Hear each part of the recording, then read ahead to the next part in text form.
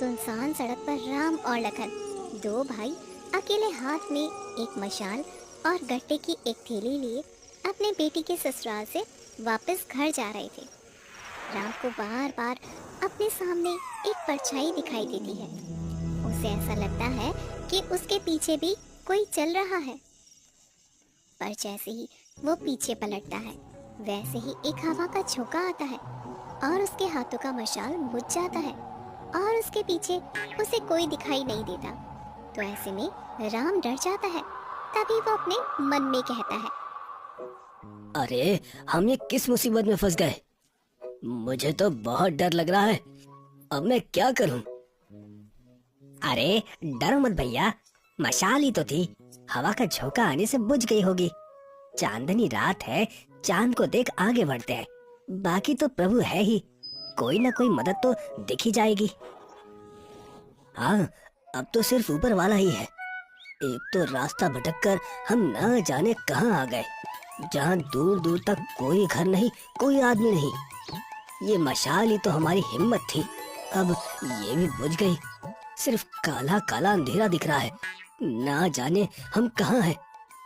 हे प्रभु, बस बस एक बार घर पहुंचा दो। वैसे ये सब भैया तुम्हारी वजह से ही हुआ है। क्या होता अगर हम एक रात लक्ष्मी बिटिया के ससुराल ही रुक जाते तो? अरे श्याम, तू कैसी बातें कर रहा है? वो ससुराल है हमारी बिटिया का, और वहाँ रुकना महापाप है। हमारे यहाँ बिटिया का एक गिलास पानी भी नहीं पीते, और फिर लक्ष्मी के ससुराल वाले क्या सोचते? अरे भाई, हमारी कुछ इज्जत भी तो है। अरे क्या सोचते, सोचते जो सोचना होता, पर कम से कम जान तो बची रहती। अब आप खुद को ही देखिए, क्या हालत बना ली है। आप ही तो सबसे ज्यादा डर रहे हैं और कुछ खाया भी नहीं। मैं नहीं डर रहा, बस मशाल बुझने से थोड़ा परेशान हो गया था। अब नहीं डर रहा, मुझे किसी से डर नहीं लगता। वो तो दिख रहा है। अच्छा, अब यहीं थोड़ा गट्टा खाकर पानी पी लेते हैं, जरा ताकत आएगी, फिर आगे बढ़ते हैं। हाँ ठीक कह रहे हो, अब मशाल नहीं है तो कैसे काम चले। गट्टा ही खा लेते हैं, तब तक शायद कोई आदमी को भगवान मदद के लिए भेज ही दे। ऐसा कहकर जैसे ही राम गट्टे की थैली को खोलता है, एक भारी आवाज आती है और गट्टे की थैली जोर जोर से हिलने लगती है और दोनों भाई बहुत ज्यादा डर जाते हैं। भाई, तुम्हें कुछ आवाज आई क्या? नहीं तो भैया, यहाँ है कौन हमारे सिवा? मुझे तो कोई आवाज नहीं आई। मुझे कुछ आवाज आई किसी के पास आने की। आहट आई, लगा जैसे मानो कोई थैली पर हाथ लगा रहा हो। अरे भैया कुछ नहीं है, वो बस हवा से थैली पर बाहर लगा होगा, और कोई जंगली जानवर की आवाज आपने सुनी होगी। चलो जल्दी थैली खोलो, खाते हैं गट्टे, मुझे बहुत भूख लग रही है। राम और लखन डरते हुए वहीं पर बैठ जाते हैं और फिर दोनों साथ में मिलकर गट्टे खाने लगते हैं। तभी राम को अपने बाईं तरफ से किसी के कुछ खाने की आवाज आती है। आहा, आहा, बहुत मीठा, बहुत स्वादिष्ट, बहुत स्वादिष्ट है। ये आवाज सुनकर राम गट्टे की थैली को वहीं पर छोड़कर दूर भागकर खड़ा हो जाता है। तभी लखन देखता है कि वहाँ पर एक अजीब सा आदमी है जो गट्टे खा रहा है। उसका शरीर बहुत लंबा होता है और पेट निकला हुआ था और वह टकला था और सर पर एक बड़ी सी चुटकी है। ये देखकर लखन भी डर गया और अपने भाई के पास जाकर पेड़ के पीछे छिप गया। दोनों भाई डर से कांपने लगे और भगवान को याद करने लगे। राम राम, राम राम, मुझे बचा लो भगवान, हमें बचा लो, बचा लो बाबा, हमें बचा लो, आइंदा से ऐसा नहीं करेंगे। राम और लखन डर से कांप रहे थे। तभी आत्मा मन में कहता है, हड्डी मांस के अलावा इतने दिनों बाद कुछ इतना स्वादिष्ट खाने के लिए मिला है, लेकिन मोहिनी के लिए तो मांस ले ही जाना होगा। अब मांस कहाँ से लाऊं? आहा, आहा। पेटू भूत को शाकाहारी भोजन और मीठे पकवान बहुत पसंद थे। वह मांस नहीं खाता था और जंगल में मीठे पकवान मिलना बहुत ही मुश्किल था। ये सोचकर वो और भी तेजी से मजे लेते हुए गट्टे खाने लगता है।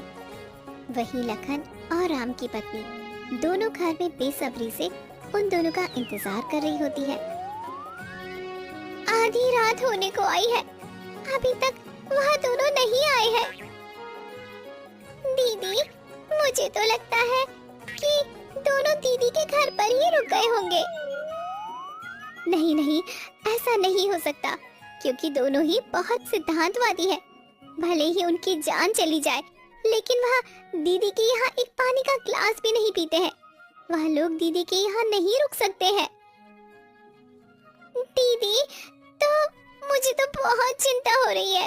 पता नहीं वह दोनों कहाँ होंगे, भूखे प्यासे न जाने कहाँ पर भटक रहे होंगे। दीदी के यहाँ जाने के लिए सुबह ही निकल गए थे। पता नहीं उन दोनों ने रास्ते में भी कुछ खाया होगा या नहीं खाया होगा। सुमित्रा, तुम चिंता मत करो। मैंने उन्हें जाते वक्त गट्टे की थैली दे दी थी और कहा था जब भूख लगे तो उसमें से निकाल कर खा लेना। जरूर उन लोगों ने अब तक तो वो खा लिया होगा और उनकी भूख भी मिट गई होगी। हाँ दीदी, मैं आपकी बात समझ सकती हूँ, लेकिन फिर भी मुझे बहुत डर लग रहा है। मुझे उन दोनों की चिंता सता रही है। अरे सुमित्रा, तू चिंता मत कर, वो दोनों आते ही होंगे। और फिर वहीं दूसरी तरफ पेटू भूत के गट्टे खत्म हो गए। अरे, ये तो इतनी जल्दी खत्म हो गए, पर अभी भी कहीं से तो खुशबू आ रही है। इतना कहकर वो इधर उधर देखता है और लखन और राम की ओर आगे बढ़ता है। ये हमारी तरफ क्यों आ रहा है? चलो चलो जल्दी यहाँ से चलते हैं। लगता है ये हमें मारने आ रहा है। हाँ, भागो भागो, चलो चलो यहाँ से भाग जाते हैं। इतना कहकर दोनों भागने लगते हैं, लेकिन राक्षस उनके सामने आकर खड़ा हो जाता है और राम के हाथ से गट्टे का टुकड़ा भी छीन लेता है और फिर राम को मारने की भी कोशिश करता है ताकि उसका मांस वो अपनी बीवी मोहिनी के लिए ले जा सके। ये देखकर लखन भी बहुत ज्यादा डर जाता है, पर वह अपना डर उसे दिखाता नहीं है। वह हिम्मत करके चुपके से उसके पीछे जाता है और पीछे से उसकी चुटकी काट देता है। ये किसने किया? मेरी चुटकी काटने की हिम्मत किसकी हुई? किसने काटी मेरी चुटकी? और इधर दोनों भाई भूत की चुटकी लेकर भागने लगते हैं और तभी भूत जोर जोर से चिल्लाने लगता है। अरे बाबा, चुटकी ले गया मेरा। मोहिनी, ओ मोहिनी। ऐसा कहकर भूत अपनी बीवी मोहिनी के पास जाता है। अरे बाबा, तुम लेके आ गया मेरा खाना, पर तुम ऐसा रोता क्यों है? क्या हो गया? अरे बोलो भी, बोलो। अरे मोहिनी, मेरा चुटकी काट ले गया। क्या बोलता है तू? मुझे कुछ भी समझ में नहीं आता है। ओरी बाबा, और ये तुम्हारा चुटकी किधर गया? अरे मोहिनी, मेरा चुटकी काटा। गट्टा वाला आदमी भाग गया। मेरा चुटकी उसके पास है। अब मैं क्या करूँगा? क्या? कौन ले गया? कैसे ले गया? तुम्हारा पास इतना शक्ति है और तुम कुछ भी नहीं कर पाया। हे भगवान! मैं उसका गट्टा खाया, फिर उसका मांस लेने गया था तुम्हारे लिए।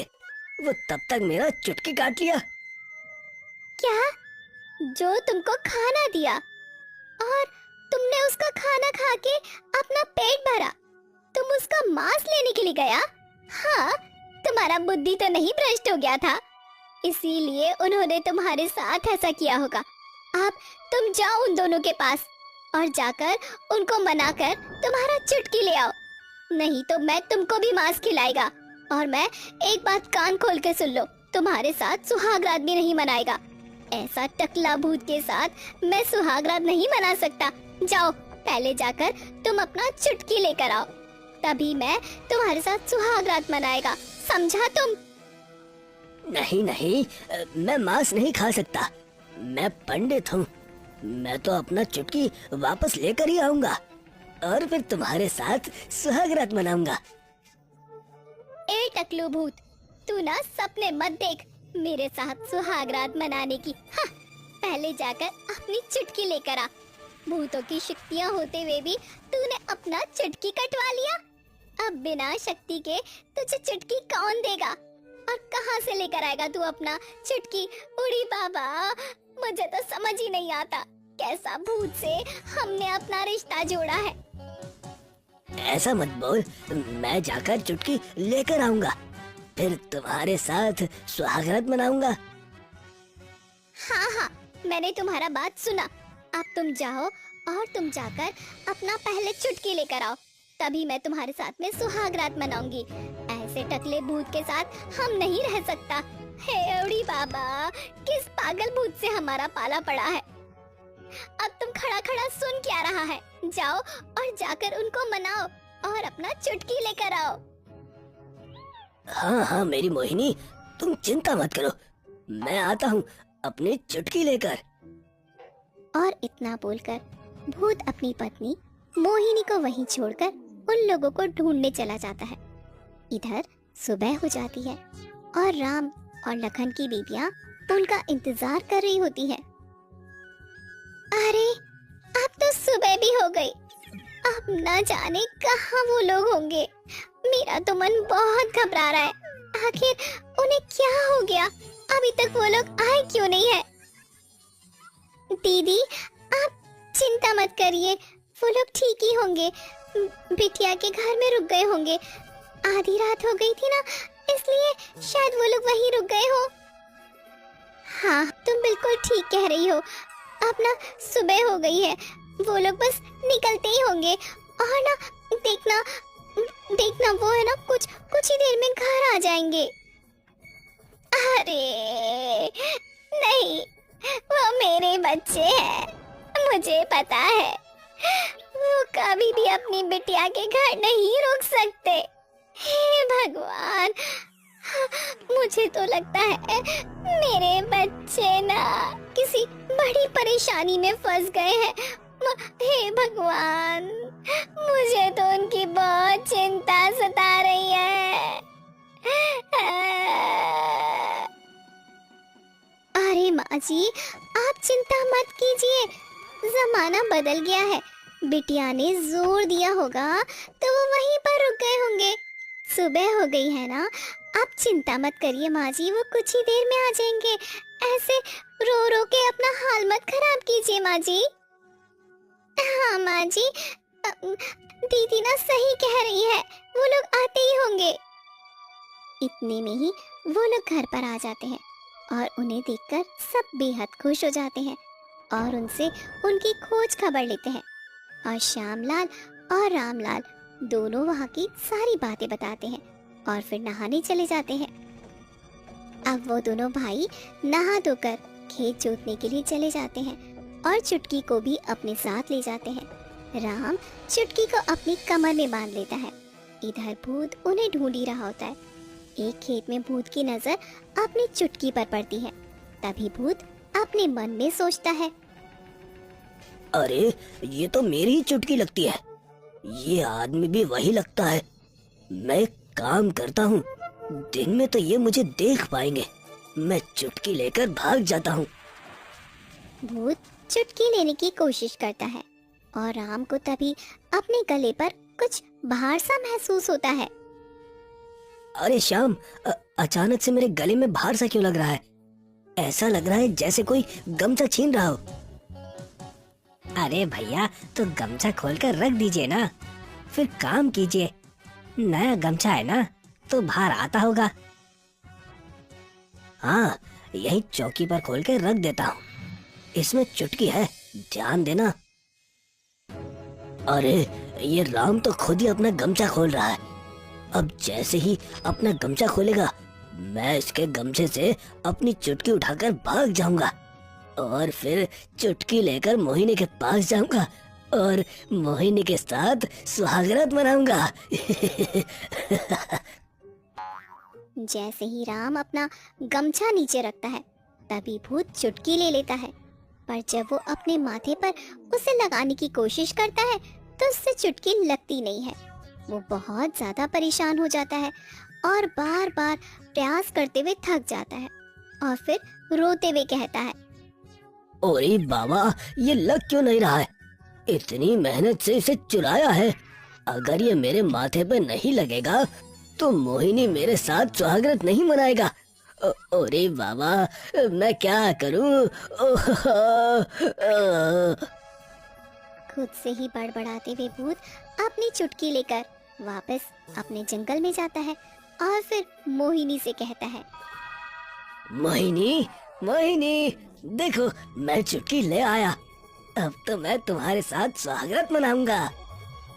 ओड़ी बाबा, हमको ये नहीं समझ आता कि तुमको हमारा साथ इतना जल्दी सुहागरात क्यों मनाना है। तुमने अपना शक्ल देखा है कांच में? तुम कितना खराब और कितना बिना चुटकी के अजीब लगता है। हम तुम्हारे साथ सुहागरात नहीं मनाएगा जब तक तुम अपना ये चुटकी अपने सिर पर नहीं लगाएगा। और तुम यो पागलों का जैसा रो क्यों रहा है? तुम रो मत, पहला ये चुटकी अपना सिर पर लगाओ, तभी हम तुम्हारे साथ सुहागरात मनाएगा। हम ऐसा टकलू और ऐसा अजीब दिखने वाला भूत से शादी नहीं करूंगा।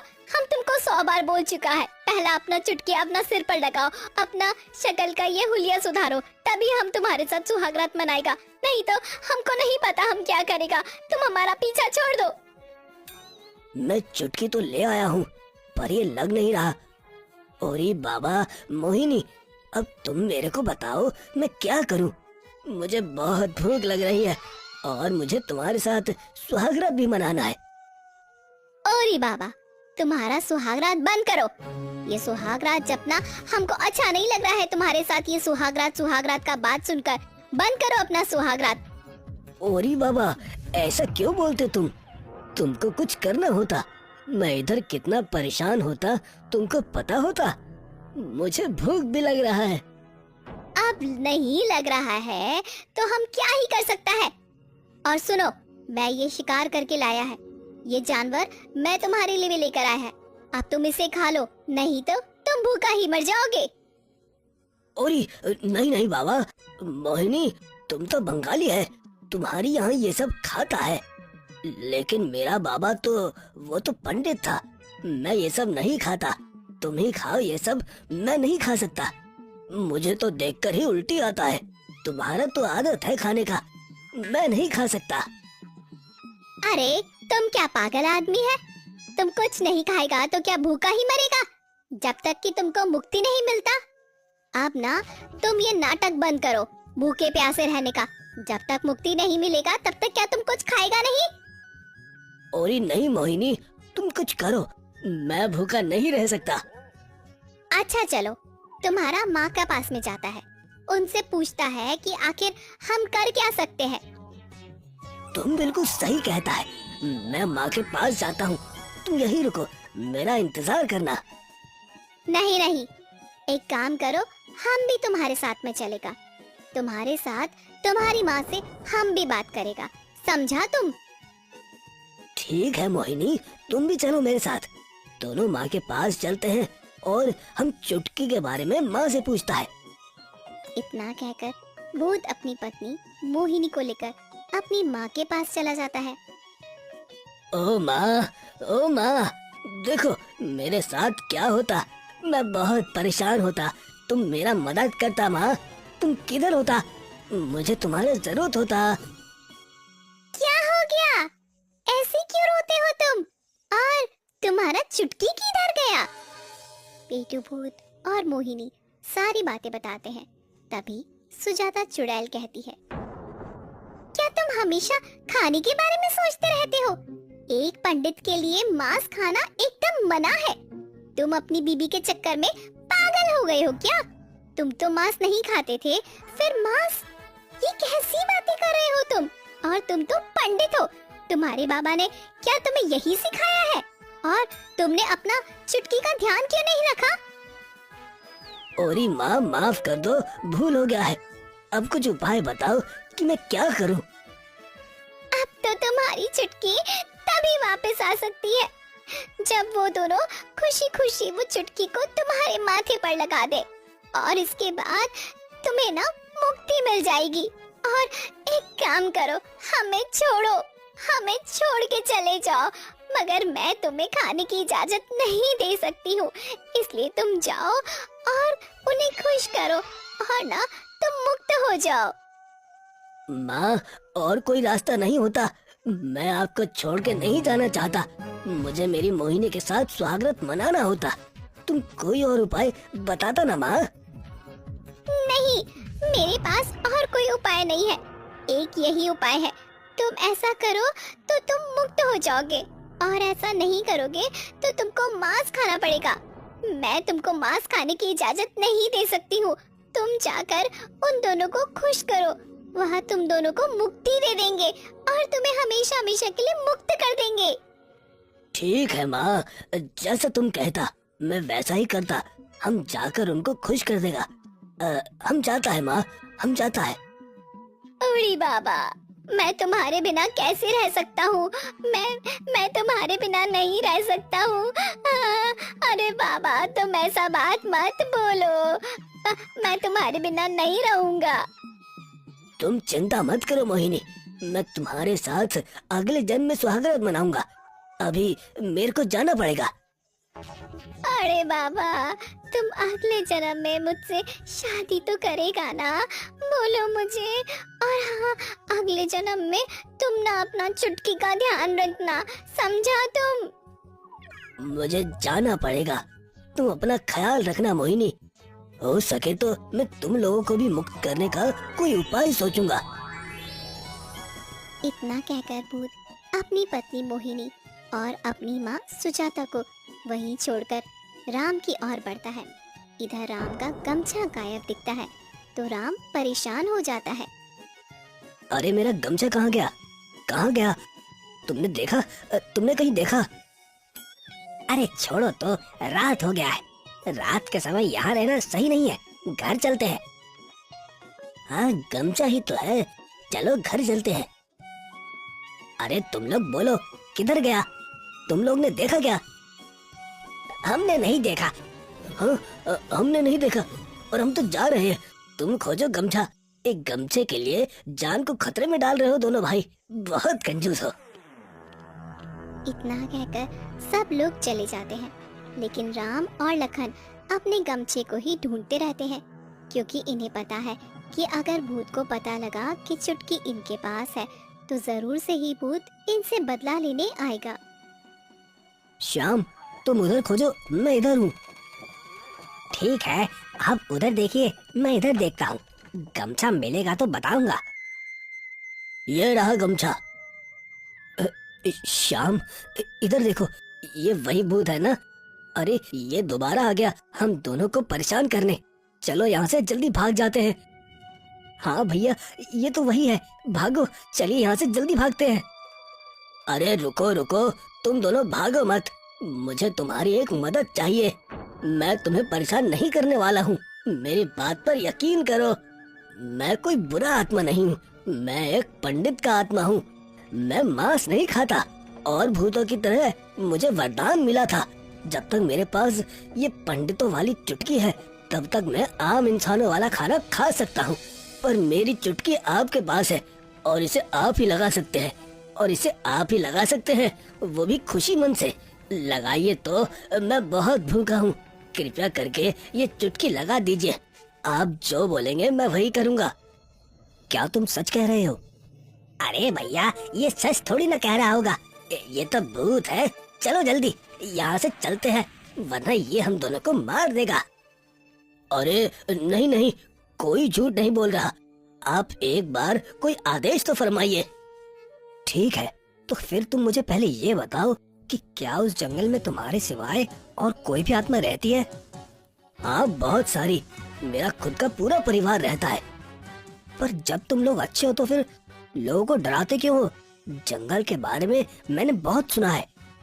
नहीं, वहाँ पर सब पंडित वर्ग के नहीं है, सब अलग अलग है और कुछ मांस भी खाया करते हैं। और ये खाना वो नहीं चाहते हैं, लेकिन वो इनकी मजबूरी है। पर जब तक वो मुक्त नहीं होते उन्हें यही भूतों वाला खाना खाना पड़ेगा। कोई भी आत्मा इंसानों वाला खाना नहीं खा सकता।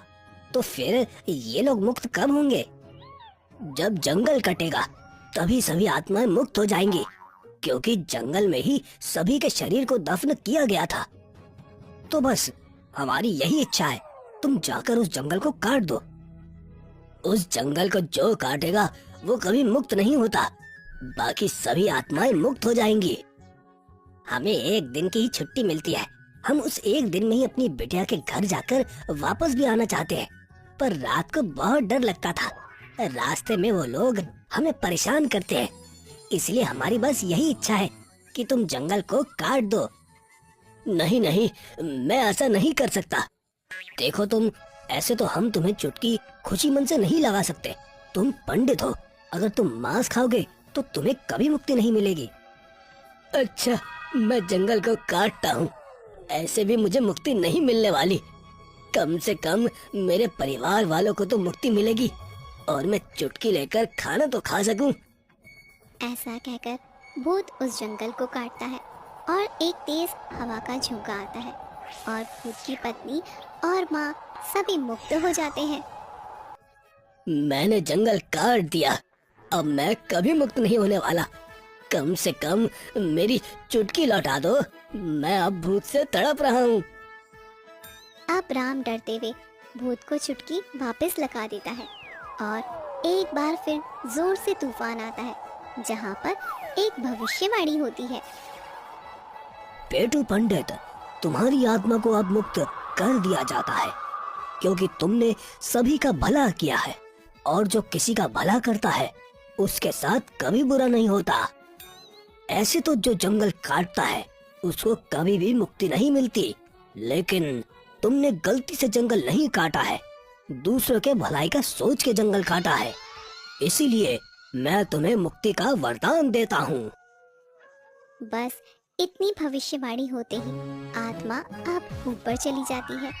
अब पेटू पंडित भी मुक्त हो जाता है और राम लखन खुशी से घर जाते हैं और उन्हें अपनी बेटी के घर जाने में अब कोई डर भी नहीं लगता, क्योंकि रास्ते में जंगल में कोई भूत नहीं होता।